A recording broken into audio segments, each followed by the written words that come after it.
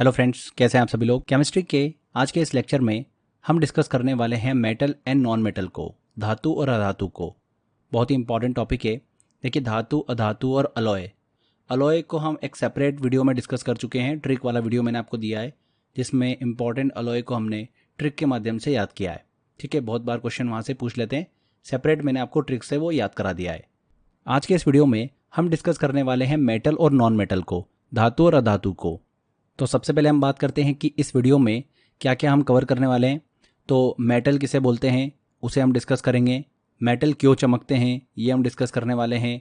और अयस्क क्या होता है इसके बारे में स्टडी करेंगे, जिसमें एल्यूमिनियम, जिंक, इन सब के अयस्क मतलब हम और को डिस्कस करेंगे। इसके अलावा मोस्ट मेटलेबल एंड डक्टाइल मेटल जो है उसके बारे में हम डिस्कस करने वाले हैं। आयरन, लोहे से रिलेटेड काफ़ी क्वेश्चंस एग्जाम में बनते हैं तो उसको हम डिटेल में डिस्कस करेंगे। रस्टिंग ऑफ आयरन के बारे में पढ़ेंगे।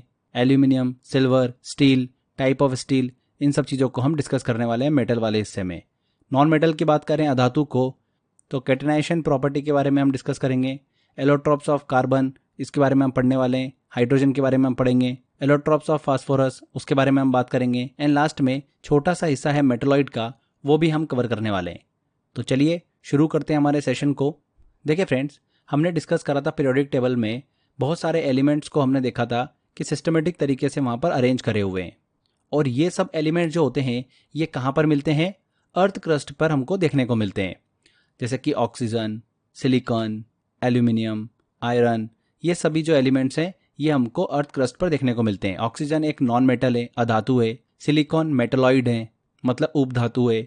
एल्यूमिनियम एक मेटल है, आयरन एक मेटल है। ठीक है, तो ये एलिमेंट जो होते हैं जो हमने पीरियोडिक टेबल में डिस्कस किए थे, ये कहाँ पर मिलते हैं? हमको अर्थ क्रस्ट पर देखने को मिलते हैं। ऑक्सीजन एलिमेंट जो होता है ये हमारी ह्यूमन बॉडी में सबसे अधिक मात्रा में पाया जाता है। यूनिवर्स का सबसे अधिक भाग जो है वो हाइड्रोजन एलिमेंट का बना हुआ है। ठीक है, चलिए अब हम सबसे पहले समझते हैं कि मेटल क्या होता है, धातु क्या होता है। ओके, तो कोई भी एलिमेंट होता है वो तीन तरीके से हो सकता है। एक मेटल हो सकता है, या फिर नॉन मेटल, या फिर मेटलॉइड हो सकता है। उपधातु मेटलॉइड को ऐसे समझ सकते हैं हम कि जिनके गुण जो होते हैं, जिनकी प्रॉपर्टीज जो होती है वो मेटल और नॉन मेटल के बीच के होते हैं। और हमारी पीरियोडिक टेबल जो है उसमें ये मेटल और नॉन मेटल के बीच में स्थित हैं। मेटलॉइड वाले जितने भी एलिमेंट हमको देखने को मिलते हैं, यहाँ पर आप पीरियोडिक टेबल को देख सकते हो। जितने भी ब्लू वाले आपको एलिमेंट दिख रहे हैं ये सारे एलिमेंट कौन से हैं? मेटल हैं। जितने भी ग्रीन वाले आपको एलिमेंट दिख रहे हैं फ्रेंड्स, ये सारे एलिमेंट हैं non metal. Hydrogen, carbon, nitrogen, oxygen, fluorine, phosphorus, chlorine, bromine, ये सारे एलिमेंट जो है ये नॉन मेटल है।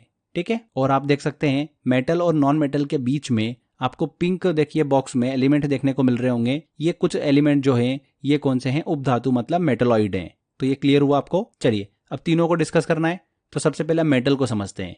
मेटल क्या होता है? देखिए, वह सब्सटेंस होते हैं मेटल जो इलेक्ट्रॉन जो होते हैं उसको देने की टेंडेंसी रखते हैं। ठीक है, या तो फिर इलेक्ट्रॉन देते हैं। तो इलेक्ट्रॉन अगर देंगे तो उसके ऊपर क्या चार्ज आ जाएगा? पॉजिटिव चार्ज आ जाता है। तो वे एलिमेंट, वे सब्सटेंस जो इलेक्ट्रॉन देने की टेंडेंसी रखते हैं, जो इलेक्ट्रॉन देते हैं, वही क्या होते हैं फ्रेंड्स? मेटल कहलाते हैं। और जो एलिमेंट और जिस एलिमेंट के पास में पॉजिटिव चार्ज आता है उसे कैटायन बोलते हैं। क्या बोलते हैं? कैटायन। इलेक्ट्रॉन दे रहा है तो उसके ऊपर पॉजिटिव चार्ज आ जाएगा, उसे बोलेंगे कैटायन। जो इलेक्ट्रॉन गेन करता है उसके ऊपर नेगेटिव चार्ज आ जाएगा तो उसे बोलते हैं एनायन। ठीक है, ये हम पहले भी डिस्कस कर चुके हैं। मेटल जो होती है फ्रेंड्स ये सॉलिड स्टेट में पाई जाती हैं। इसमें हमको एक एक्सेप्शन देखने को मिलता है। लिक्विड स्टेट में हमको देखने को मिलती है मरकरी, और गैलियम भी हमको लिक्विड स्टेट में देखने को मिलता है। बाकी हम अगर देखेंगे तो ऑलमोस्ट सभी जो मेटल होती है वो सॉलिड स्टेट में हमको देखने को मिलती हैं। लिक्विड मेटल को हम डिस्कस करते हैं, जिसमें हम पारा की बात कर रहे हैं, मरकरी की बात कर रहे हैं। तो मरकरी को क्विक सिल्वर के नाम से भी जाना जाता है, तीव्र चांदी के नाम से भी जाना जाता है मरकरी को। इसे Hg से डिनोट किया जाता है। एटॉमिक नंबर कितना होता है मरकरी का? 74 होता है। इसी पारा मतलब मरकरी के प्रदूषण के कारण एक बहुत ही गंभीर रोग जो है वो देखने को मिलता है, मीनामाता। मिनीमाता के नाम से भी इसे जाना जाता है। ये रोग जो है एक तंत्रिका मतलब नर्वस सिस्टम से रिलेट करने वाला एक रोग है। अगर हम पारे के अयस्क की बात करें, और की बात करें, अब देखिए आगे बढ़ें उससे पहले एक छोटी सी टर्म को हम समझते हैं। अयस्क मतलब और होता क्या है? देखिए, अयस्क वो चट्टानें या फिर मिट्टी होती है जिनसे कुछ खास धातुएं मतलब मेटल जो होती है, या फिर और भी इंपॉर्टेंट जो एलिमेंट्स होते हैं वो उसमें पाए जाते हैं। इन्हीं अयस्क मतलब और से जो मेटल होती है वो निकालने के लिए खदाने से इन्हें खोदकर बाहर निकाला जाता है। मतलब एक रॉ फॉर्म समझ सकते हो आप इस मेटल का। और जो होता है ये रॉ फॉर्म होता है मेटल का। इसी से मेटल को प्राप्त किया जाता है। कुछ विशेष प्रक्रिया होती है, प्रोसेस होती है, उसके बाद में मेटल को बाहर निकाला जाता है। जैसे कि आपने लोहा देखा होगा, तो लोहा जो होता है वो प्रकृति में अगर हम देखें तो वो हेमेटाइट या फिर मैग्नेटाइट अयस्क के फॉर्म में जो है वो पाया जाता है। उससे फिर जो होता है वो लोहा जो है वो प्राप्त किया जाता है। तो अयस्क क्या हो गया? ऐसी चट्टानें, ऐसी मिट्टी हो गई जिनसे मेटल जो है वो प्राप्त किया जाता है, मतलब धातुओं को प्राप्त किया जाता है। ठीक है, तो पारे के अयस्क की बात करें और की बात करें तो उसका नाम क्या है? सिनाबार है। इसे HgS के नाम से, मरकरी सल्फाइड के नाम से इसे जाना जाता है। ठीक है, ये आमतौर पर लाल रंग का जो है वो देखने को मिलता है। सिनाबार से बात करें कि पारा किस तरीके से प्राप्त किया जाता है, तो सिनाबार जो अयस्क हैं और हैं उसको गर्म किया जाता है, और पारा जो होता है, मरकरी जो होता है, ये वेपर के रूप में इससे निकलता है, जिसे ठंडा कर कर फिर तरल पारा जो है वो प्राप्त किया जाता है। क्लियर हुआ आपको? तो ध्यान रखिएगा, मरकरी जो है फ्रेंड्स ये एक एक्सेप्शन है जो कि हमको लिक्विड स्टेट में देखने को मिलता है मेटल के अंदर। ठीक है, बाकी सारी मेटल जो है वो सॉलिड स्टेट में देखने को मिलती है। आगे बात करते हैं कि मेटल जो होती है ये क्यों चमकती है। तो मेटल के स्ट्रक्चर में अगर हम देखेंगे तो मेटल के स्ट्रक्चर में केटनायन जो है वो पाए जाते हैं। केटनायन होते हैं, मतलब मेटल जो होती है वो अपने आप में ऊपर धनायन जो है वो लेके रखती है। जैसे कि हमने डिस्कस किया था, कोई सब्सटेंस है, अगर वो इलेक्ट्रॉन दे रहा है तो उस पर पॉजिटिव चार्ज आता है, तो ये गुण जो है वो मेटल के अंदर हमको देखने को मिलता है। तो उसके साथ में क्या होते हैं? फ्री इलेक्ट्रॉन्स होते हैं। जैसे ही मेटल पर लाइट गिरती है तो मेटल की सतह पर जो भी इलेक्ट्रॉन मौजूद होते हैं वो क्या करते हैं? इस लाइट की ऊर्जा को अवशोषित कर लेते हैं। अवशोषित करने के बाद उसे वो क्या करते हैं? रिफ्लेक्ट कर देते हैं। इसी प्रोसेस को हम क्या बोलते हैं? प्रकाश का परावर्तन या फिर रिफ्लेक्शन ऑफ लाइट कहा जाता है। जब ये प्रकाश परावर्तित होता है, रिफ्लेक्शन हमको देखने को मिलता है, तब ये धातु की जो सतह होती है, मेटल की जो सरफेस होती है, उससे टकराकर हमारी आंखों तक पहुंचती है, जिसकी वजह से ही हमको मेटल जो है वो चमकदार दिखाई देती है। ठीक है, समझ में आया? मेटल की सतह से लाइट जो होती है वो परावर्तित होकर, रिफ्लेक्टेड होकर हमारी आंखों तक पहुंचती है, इसीलिए मेटल जो है हमको चमकदार दिखाई देती है। तो एग्जाम में पूछ लेते हैं कि मेटल जो होती है वो चमकदार क्यों दिखाई देती है। तो रिफ्लेक्शन की वजह से मेटल जो होती है वो चमकदार दिखाई देती है। ठीक है, हमको इतना दिमाग में रखना है, रिफ्लेक्शन की वजह से। इसी के साथ साथ चूंकि फ्री इलेक्ट्रॉन हमको देखने को मिलते हैं मेटल के अंदर, तो हीट और इलेक्ट्रिसिटी की बहुत अच्छी ये कंडक्टर होती हैं, मतलब सुचालक होती है। Okay, silver metal heat and electricity की सबसे अच्छी सुचालक होती है, कंडक्टर मेटल होती है सबसे अच्छी सिल्वर मेटल। लेड की बात करें, सीसा की बात करें, तो ये हीट एंड इलेक्ट्रिसिटी की कुचालक धातु होती हैं, बैड कंडक्टर होती हैं। तो मेटल में ध्यान रखना, सबसे अच्छी कंडक्टर कौन सी होती है? Silver metal. और सबसे बैड कंडक्टर मेटल कौन सी होती है? लेड, सीसा। सीसा का एक अयस्क भी दिमाग में रखना है आपको, गैलेना। क्या है? गैलेना, जिसको PbS से डिनोट किया जाता है। गैलेना जो है ये सीसा मतलब लेड का एक सबसे प्रमुख अयस्क है। गैलेना का ही उपयोग कर कर सीसा को प्राप्त किया जाता है। इस सीसा का जो है लेड का उपयोग कहाँ किया जाता है? बैटरी में, पेंट में, और भी जो इंडस्ट्री है वहां पर हमको इसका उपयोग देखने को मिलता है। जिनके हमको अयस्क जो है वो पता होना चाहिए, जिनसे उन धातुओं को प्राप्त किया जाता है। एल्यूमिनियम हुआ, जिंक हुआ, सोडियम, पोटेशियम, तो बहुत सिलेक्टेड है, बट हमको इनके बारे में पता होना चाहिए। एग्जाम में इनसे क्वेश्चन पूछ रहे हैं आजकल। सबसे पहले हम एल्यूमिनियम की बात करते हैं, तो बॉक्साइट एल्यूमिनियम का एक प्रमुख अयस्क है, जिसका फॉर्मूला Al2O3.XH2 होता है। इसके अलावा कोरेंडम, क्रायोलाइट, ये भी एल्यूमिनियम के ही अयस्क हैं। जिंक की बात करें तो केलामाइन, जिंक पायराइट, ये दोनों जिंक के एक प्रमुख अयस्क हैं। इसके बाद हम देखिए सोडियम की बात करें तो सोडियम के प्रमुख अयस्कों में हेलाइट का नाम आता है, इसे रॉक सॉल्ट भी बोला जाता है, बोरेक्स।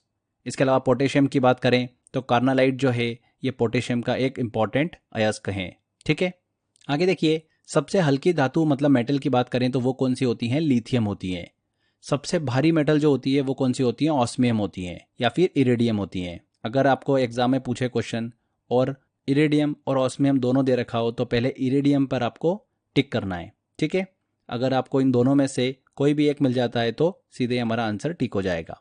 दोनों अगर दे दे तो वहां पर प्रायोरिटी इरिडियम की ज़्यादा होगी। सबसे कठोर धातु की बात करें, हार्ड मेटल की बात करें तो वो कौन सी होती हैं? प्लेटिनम होती है। सबसे सॉफ्टेस्ट धातु की बात करें, मतलब इतनी नरम धातु, वो होती है सोडियम और पोटेशियम। इन्हें हम चाकू की मदद से काट सकते हैं, ये इतनी सॉफ्ट धातु होती है, सॉफ्ट मेटल होती है। और सोडियम से रिलेटेड एक दिमाग में रखिएगा कि जैसे ही ये एयर मतलब वायु के कांटेक्ट में आती है जलना शुरू कर देती हैं। इसीलिए सोडियम को मिट्टी के तेल मतलब केरोसिन में रखा जाता है। एग्जाम में काफ़ी बार पूछा गया है कि इनमें से ऐसी कौन सी मेटल है जिसे मिट्टी के तेल मतलब केरोसिन में रखा जाता है, तो कौन सी है? सोडियम में। आगे देखिए, अब बात करते हैं मोस्ट मेटेलेबल और डक्टाइल मेटल की। मेटेलेबल का यहाँ पर मतलब ये है कि हैमर की सहायता से मेटल को परत मतलब शीट्स में बदलना, यही क्या होता है? मेटेलेबल होता है। वहीं डक्टाइल का मतलब होता है तन्य। इसको समझ सकते हैं कि मेटल का तार में बदलना क्या कहलाता है? डक्टाइल जो है वो कहलाता है। कॉपर आपने देखा होगा, कॉपर एक ऐसी धातु होती है जिसको खींच के मतलब तन्य किया जाता है, इसीलिए कॉपर वायर के रूप में अधिकतर यूज देखने को मिलता है। इसीलिए कॉपर का अधिकतर हमको वायर के रूप में यूज देखने को मिलता है। वहीं मेटेलेबल में बात करें तो गोल्ड और सिल्वर जो होती है ये एक प्रकार की मेटेलेबल जो है वो धातु है, जिसे हैमर की सहायता से पीट कर क्या बनाया जाता है? शीट के रूप में बनाया जा सकता है। और अधिकतर मेटेलेबल जो मेटल होती है उनको ज्वेलरीज में भी यूज किया जाता है। ठीक है, तो गोल्ड और सिल्वर जो है ये एक प्रकार की मेटेलेबल मेटल है।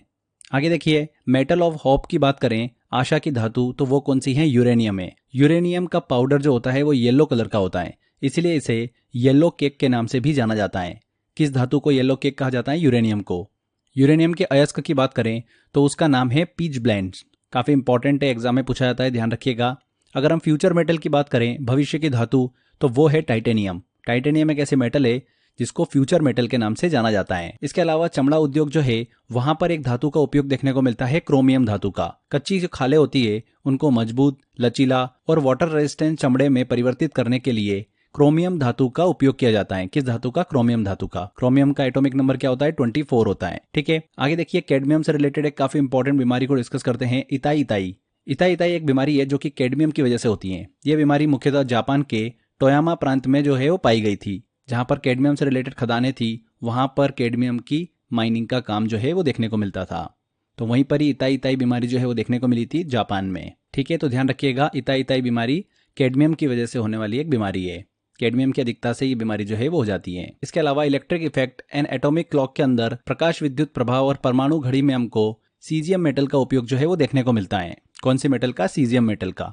इसके अलावा जिंक मेटल की बात करें, इंसुलिन हार्मोन के साथ में जिंक मेटल का उपयोग जो है वो देखने को मिलता है। इंसुलिन एक तरह का हार्मोन है जो कि हमारे शरीर में शुगर को संभालने में मदद करता है। जब यह हार्मोन बनता है तो यह जिंक नामक एक जो धातु होती है, मेटल होती है, उसके साथ में मिलकर एक स्पेशल जो है जटिल कंपाउंड मतलब यौगिक बना लेता है। यह कंपाउंड इंसुलिन को एक विशेष प्रकार की जो है स्ट्रक्चर जो है उसमें बांध देता है, जिसे हेक्सामेर कहते हैं। और ये हेक्सामेर का स्ट्रक्चर जो होता है ये इंसुलिन को ज़्यादा स्टेबल जो है वो बनाता है, जिसका मतलब होता है कि इंसुलिन लंबे समय तक बिना किसी नुकसान के स्टोर किया जा सके और जब ज़रूरत हो तब शरीर इसे उपयोग कर सके।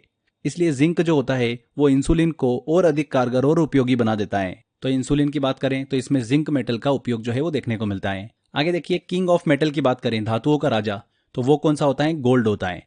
द प्योरिटी ऑफ गोल्ड की बात करें तो वो मेजर की जाती है कैरेट के अंदर। 1 कैरेट जो होता है वो 200 मिलीग्राम के बराबर होता है। अगर हम प्योर गोल्ड की बात करें तो 24 कैरेट गोल्ड को शुद्ध सोना मतलब प्योर गोल्ड जो है वो माना जाता है।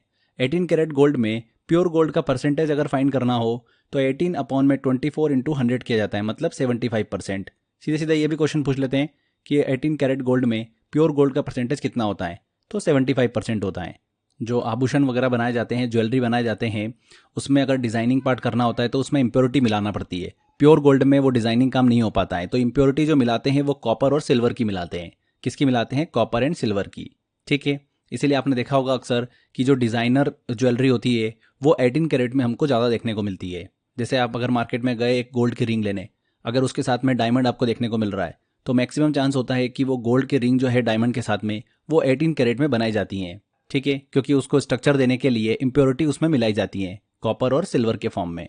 क्लियर? अब आगे देखिए, कुछ इंपॉर्टेंट हम मेटल को डिस्कस करते हैं, जैसे कि आयरन हुआ, कॉपर हुआ, इनसे भी काफ़ी क्वेश्चंस पूछे जाते हैं। इनके अयस्क मतलब और से रिलेटेड काफ़ी क्वेश्चंस पूछे जाते हैं, तो इनको डिस्कस करते हैं। सबसे पहले हम आयरन की बात करें फ्रेंड्स, तो आयरन के 4 हमको इंपॉर्टेंट और मतलब अयस्क देखने को मिलते हैं। एक होता है मैग्नेटाइट Fe3O4, इसका फॉर्मूला होता है, इसमें जो आयरन होता है वो 72% होता है।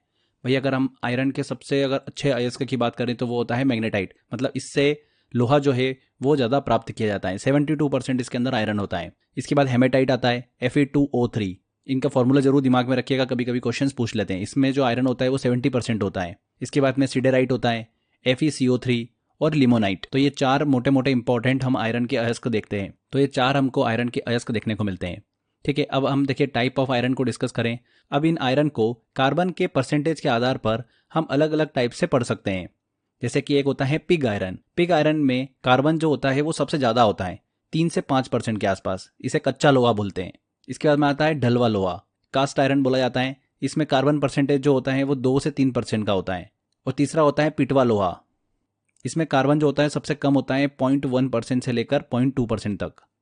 और पिटवा लोहा जो होता है ये लोहे का सबसे प्योरेस्ट फॉर्म होता है। ठीक है, ये जरूर ध्यान रखिएगा, एग्जाम में पूछ ले तो कि लोहे का सबसे प्योरेस्ट फॉर्म जो होता है वो कौन सा होता है, पिटवा लोहा होता है। इसको इंग्लिश में बोला जाता है रोट आयरन।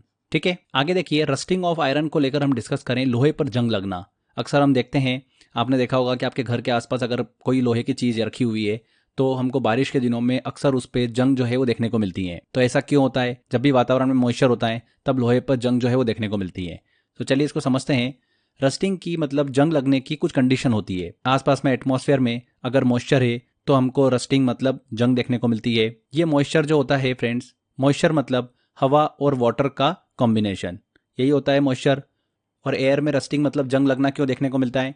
ऑक्सीजन की वजह से। ऑक्सीजन और वाटर का कॉम्बिनेशन जो है वो रस्टिंग मतलब जंग लगने का मुख्य कारण होता है।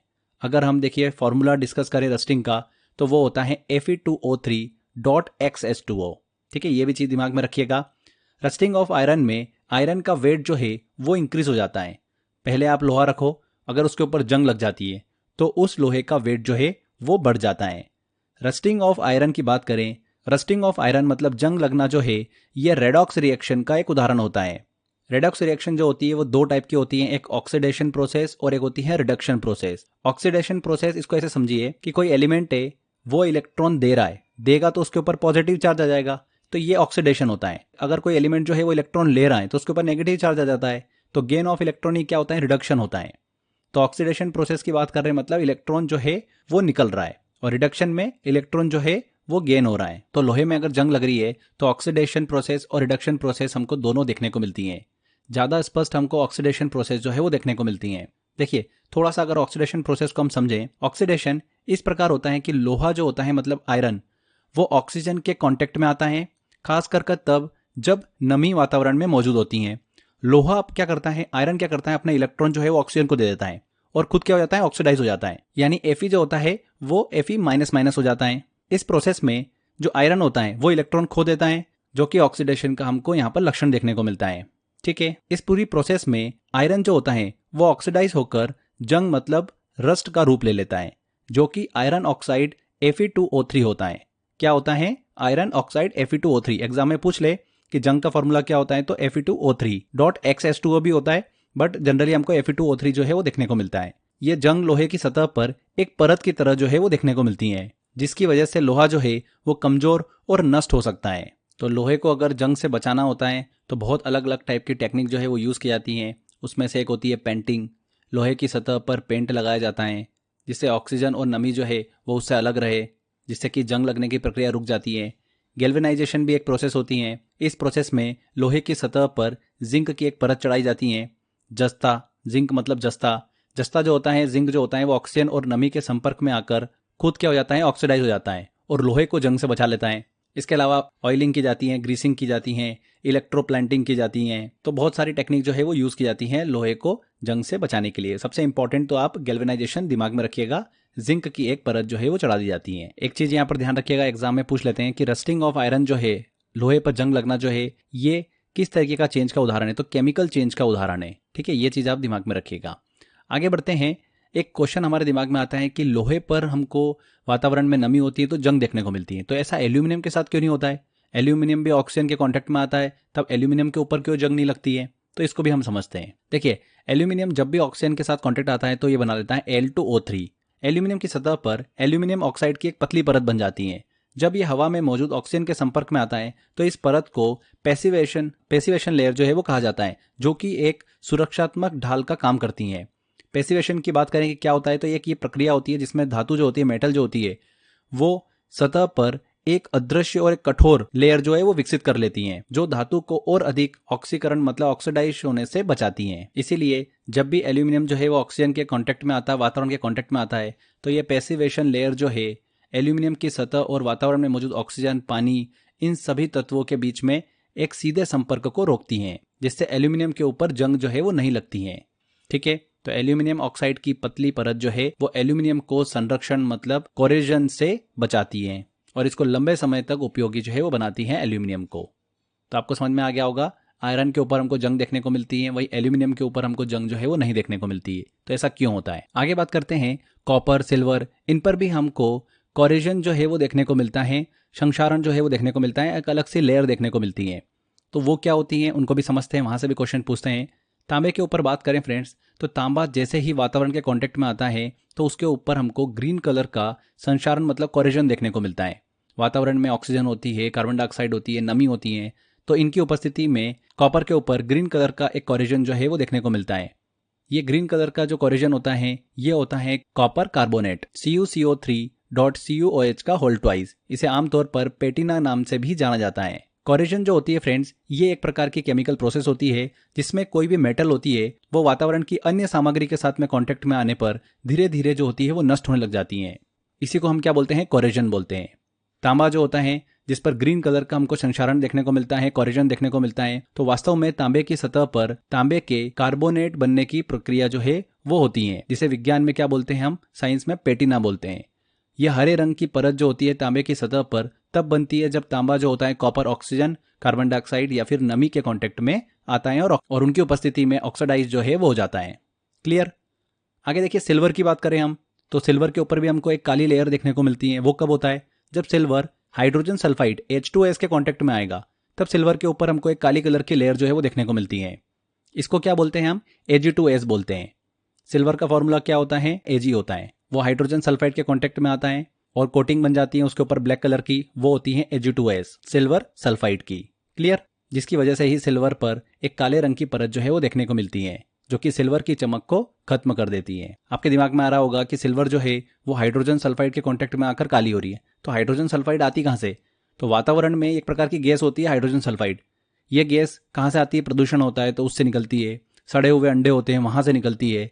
तो अलग अलग सोर्स है जहां से ये गैस निकलती है और ये चांदी मतलब सिल्वर के कांटेक्ट में आती है और उसके ऊपर एक काली रंग की परत जो है वो बना देती है। क्लियर हो गया? आगे देखिए, अब हम बात करते हैं स्टील की। स्टील जो होता है फ्रेंड्स, आयरन प्लस कार्बन का मिक्सचर होता है। स्टील में कार्बन परसेंटेज जैसे जैसे हम बढ़ाते जाते हैं, स्टील जो होता है वो कठोर होता जाता है, उसकी हार्डनेस जो है वो बढ़ती जाती है। स्टील में कार्बन का परसेंटेज जो होता है वो 0.1 से लेकर 1.5 तक होता है, जो कि इसके टाइप को भी डिस्क्राइब करता है। अगर कार्बन परसेंटेज कम है तो वो सॉफ्ट स्टील है। सॉफ्ट स्टील के अंदर कार्बन 0.2% से लेकर 0.3% तक होता है। माइल्ड स्टील जो होती है, नरम इस्पात, उसमें कार्बन 0.3 से 0.7% होता है। कठोर इस्पात जो होता है, हार्ड स्टील, उसमें कार्बन 0.7 से 1.5% के आसपास होता है।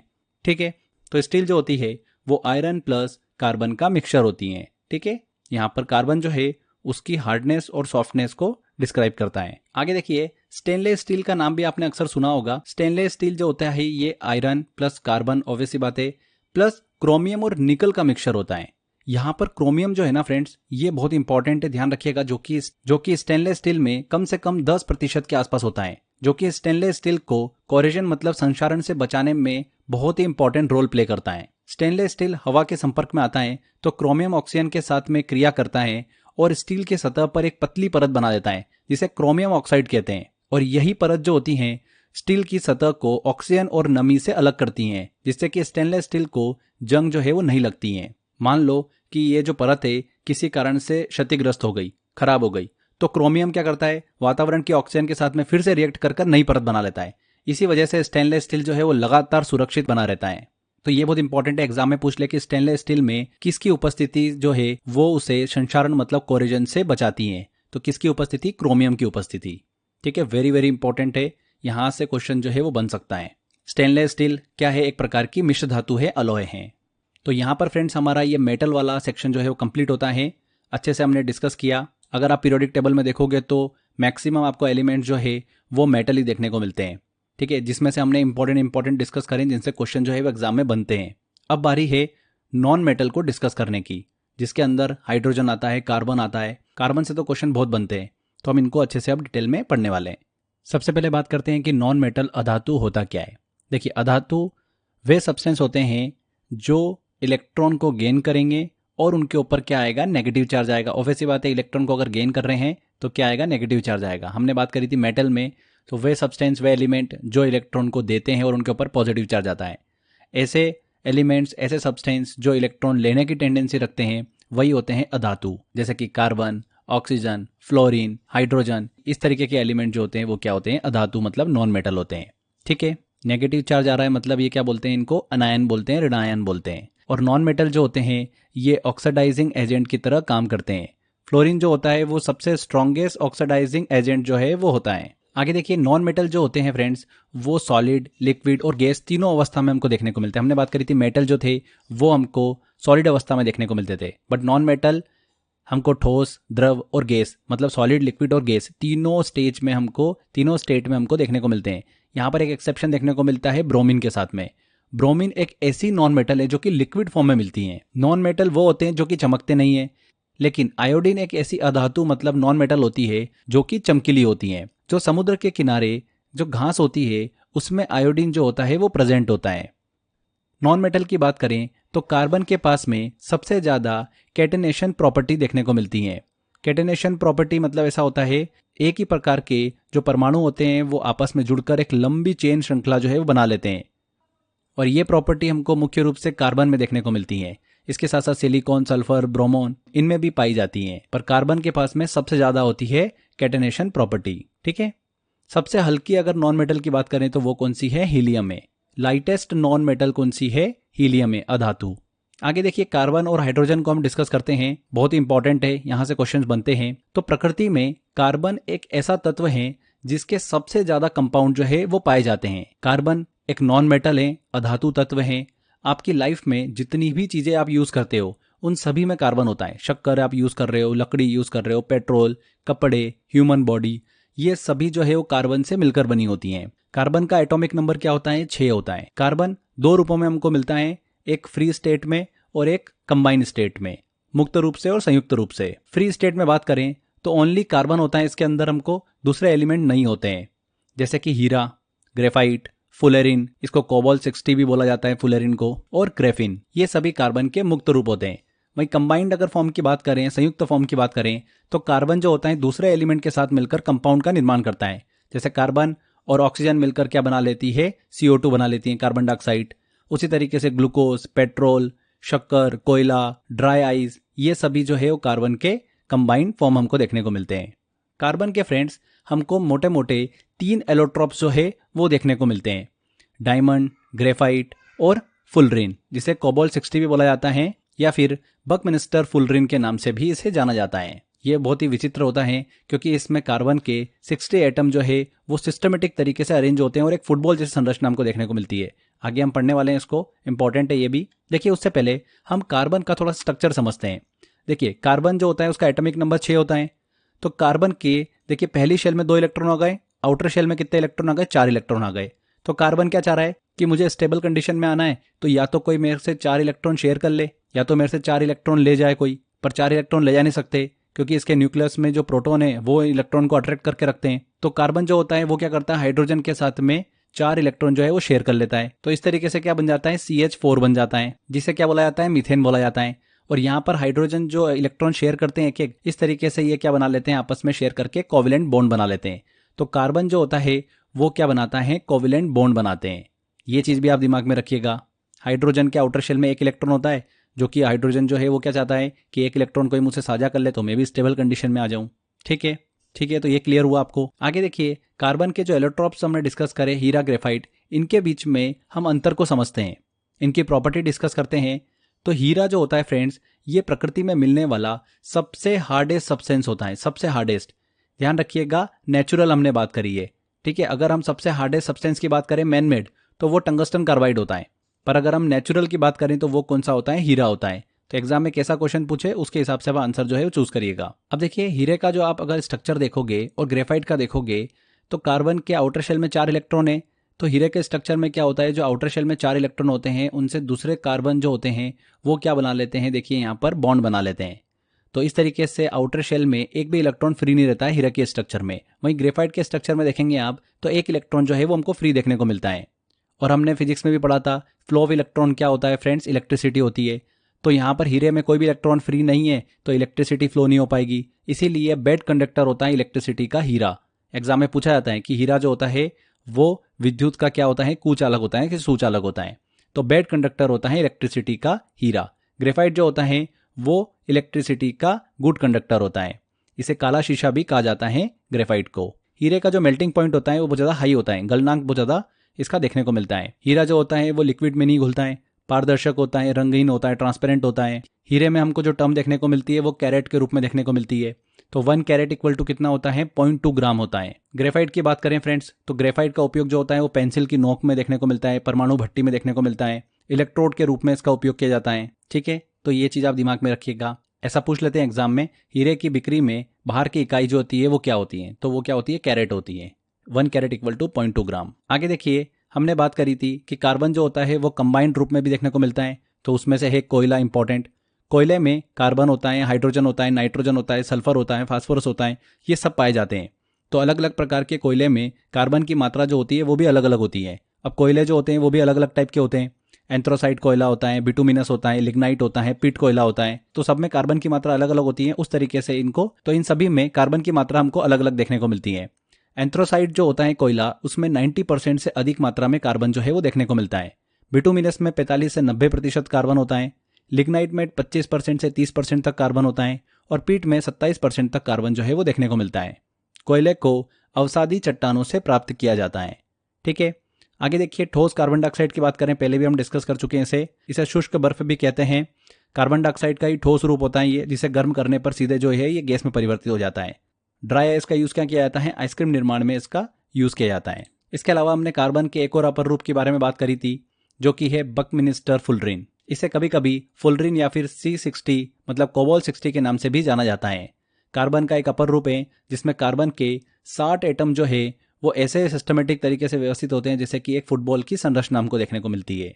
तो ध्यान रखिएगा, फुलरिन का स्ट्रक्चर एक फुटबॉल की तरह होता है, कार्बन का एक अपर रूप है। आगे बात करते हैं फ्रेंड्स, और भी देखिए हम नॉन मेटल की, जिसमें फास्फोरस आता है। फास्फोरस के भी हमको एलोट्रॉप्स देखने को मिलते हैं, रेड फास्फोरस, व्हाइट फास्फोरस और ब्लैक फास्फोरस। रेड फास्फोरस का उपयोग किसमें किया जाता है, माचिस की जो तिल्ली होती है उसमें इसका हमको उपयोग देखने को मिलता है। व्हाइट फास्फोरस जो होता है इसका फॉर्मूला होता है P4 और ये फास्फोरस का सबसे अधिक रिएक्टिव फॉर्म होता है। इसका जो ज्वलन ताप होता है, इग्निशन टेम्परेचर जो होता है वो कम होता है। व्हाइट फास्फोरस को अक्सर जल में रखा जाता है और इसका उपयोग कहाँ होता है, विस्फोटक में इसका उपयोग हमको देखने को मिलता है। ठीक है, एलोट्रॉप्स हम जैसे कि पहले भी पढ़ चुके हैं, एक ही तत्व के कई रूप जो है वो हमको देखने को मिलते हैं। आगे हम देखिए ऑक्सीजन की बात करें, तो ऑक्सीजन के जो एलोट्रॉप्स होते हैं वो सॉलिड, लिक्विड और गैस तीनों अवस्था में पाए जाते हैं। जैसे कि ओजोन, ओजोन एक ऐसा देखिए एलोट्रॉप है ऑक्सीजन का जो कि तीनों अवस्था में हमको देखने को मिलता है, सॉलिड, लिक्विड और गैस में। आगे देखिए, अब हाइड्रोजन को लेकर डिस्कस करते हैं हम। हाइड्रोजन जो है फ्रेंड्स ये भी एक नॉन मेटल है। यह आवर्त सारणी में देखिए पहला एलिमेंट होता है। प्रकृति में ये हाइड्रोजन जो है वो गैसीय अवस्था में हमको देखने को मिलता है। हाइड्रोजन बहुत ही ज़्यादा ज्वलनशील गैस होती हैं। ये वायु की जो ऑक्सीजन होती है उसके साथ में विस्फोटक रूप से क्रिया कर कर क्या बना लेती हैं, जल का निर्माण करती हैं। इसी के साथ साथ ये बहुत ही कम वायु प्रदूषण करती हैं, इसीलिए इसका उपयोग जो है वो फ्यूल के रूप में भी किया जाता है। हाइड्रोजन ऑक्सीजन के साथ में रिएक्ट करके क्या बना लेती हैं, वाटर बना लेती हैं। और साधारण जल का जो मास होता है वो कितना होता है, 18 ग्राम पर मोल होता है।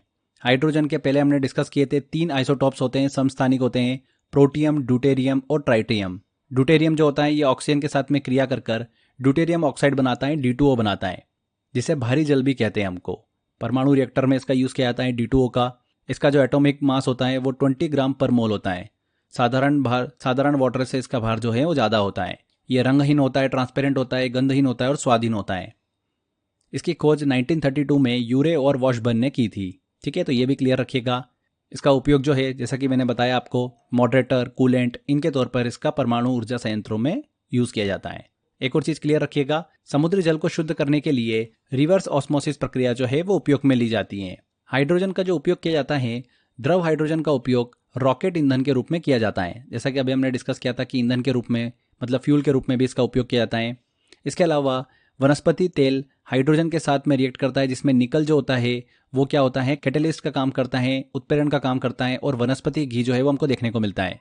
ये वाली रिएक्शन जो है हाइड्रोजनीकरण, ये हम पहले भी डिस्कस कर चुके हैं लेक्चर में। हाइड्रोजन 150-180 डिग्री सेल्सियस पर निकल की उपस्थिति में वनस्पति तेल से क्रिया कर कर क्या बना लेता है, घी मतलब फैट का निर्माण करता है। इस प्रोसेस को ही हम क्या बोलते हैं, हाइड्रोजनीकरण बोलते हैं। न्यूट्रिशन वाले लेक्चर में मैंने आपसे अच्छे से डिस्कस किया था। चूंकि हाइड्रोजन को हम पढ़ रहे हैं इसीलिए ये पॉइंट हमने फिर से कवर कर लिया है। हेबर विधि में भी देखिए, हेबर प्रोसेस में भी हाइड्रोजन का यूज़ किया जाता है। हाइड्रोजन नाइट्रोजन के साथ मिलकर अमोनिया का निर्माण करता है। अमोनिया जल में घुलनशील होती हैं और टीयर गैस की तरह यूज़ की जाती हैं। टीयर गैस का फॉर्मूला क्या होता है, टीयर गैस का फॉर्मूला ध्यान रखिएगा, C10H5Ci। टीयर गैस को क्लोरोबेंजल मेलनोनाइट्राइट के नाम से भी जाना जाता है। आगे देखिए कुछ इंपॉर्टेंट पॉइंट्स हैं जो कि आपको पता होना चाहिए, सीधे एग्जाम में पूछ सकते हैं। जो माइका होता है, अभ्रक होता है, ये एक प्रकार का फ्रेंड्स खनिज सामग्री है, मिनरल्स हैं जो अलग अलग प्रकार की चट्टानों में पाई जाती हैं। माइका, अभ्रक। हीरा और अभ्रक जो होते हैं वे सब्सटेंस होते हैं जो इलेक्ट्रिसिटी के बैड कंडक्टर होते हैं। हीट के गुड कंडक्टर होते हैं बट इलेक्ट्रिसिटी के बैड कंडक्टर होते हैं। पेन किलर जो होती है उसमें क्या होता है, उसमें एस्पिरिन और एसिटाइल सैलिसाइलिक एसिड जो है वो पाया जाता है। कौन सा एसिड पाया जाता है, एसिटाइल सैलिसाइलिक एसिड। ठीक है। जो नेल पेंट रिमूवर होता है उसमें एसीटोन का यूज किया जाता है। फायर फाइटिंग के क्लॉथ्स की बात करें, फायर फाइटिंग के क्लॉथ्स जो है वो एस्बेस्टॉस के बने होते हैं, मतलब मैग्नीशियम के बने होते हैं। एक खनिज होता है ब्रिज्मनाइट जो कि हमारी अर्थ के मेंटल में अधिक मात्रा में पाया जाता है। इसकी संरचना और जो प्रॉपर्टीज होती है, गुण होते हैं, वो अर्थ की स्टडी के लिए बहुत ही ज़्यादा महत्वपूर्ण होते हैं। तो एग्जाम में पूछ ले कि पृथ्वी के मेंटल में सबसे अधिक मात्रा में कौन सा खनिज पाया जाता है, तो ब्रिज्मनाइट। क्लियर, देखा होगा आपने अक्सर। इसके अलावा आपने अक्सर देखा होगा कि हम घरों में पेंट करते हैं दीवारों पर तो वो इजीली चिपक जाता है। तो ऐसा क्यों होता है, उसको चिपकाने के लिए सिलोक्सेंस का उपयोग किया जाता है। सिलोक्सेंस जो होता है ये एक प्रकार का सिलिकॉन बेस्ड कंपाउंड होता है जिसमें सिलिकॉन और ऑक्सीजन पाया जाता है। सिलोक्सेंस की बात करें तो इसका उपयोग इंडस्ट्री में किया जाता है, विशेष रूप से पेंट और कोटिंग में हमको इसका उपयोग जो है वो देखने को मिलता है। इसके अलावा आर्टिफिशियल परफ्यूम की बात करें तो इसमें इथाइल एसीटेट जो है एक रसायन जिसका उपयोग जो है हमको देखने को मिलता है। इसका रासायनिक सूत्र क्या होता है, CH3COOH2CH3। ये एक रंगहीन ट्रांसपेरेंट एक लिक्विड होता है जो कि अच्छी खुशबू जो है वो प्रदान करता है, इथाइल एसीटेट। ठीक है, ये भी एग्जाम में पूछा गया क्वेश्चन है इसलिए दिमाग में रखना है। तो यहाँ पर हमारा नॉन मेटल वाला पार्ट जो है वो कंप्लीट होता है।